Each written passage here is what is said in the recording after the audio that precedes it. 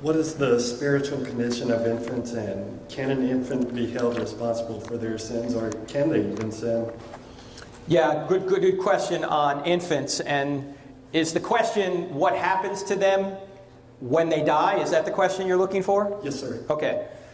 Christians will argue over this, but I think the best evidence that babies are taken to heaven is if you go to David with his son who dies, the son he had with Bathsheba dies. He stops mourning as soon as the baby dies, and his servants come to him and say, "Hey, why you stop mourning?" And he said, my son is gone. I will go to him. He will not come to me. What's the implication? That he's going to see his baby again in heaven, but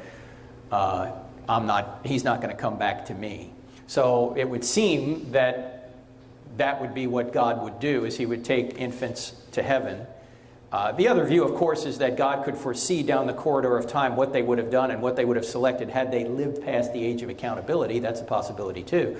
But we're speculating. It seems from that story in the Old Testament that he would take babies to heaven. Of course, they don't have any culpability because they haven't done anything. They don't have the moral faculties to know.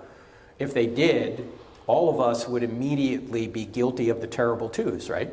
I mean, we don't.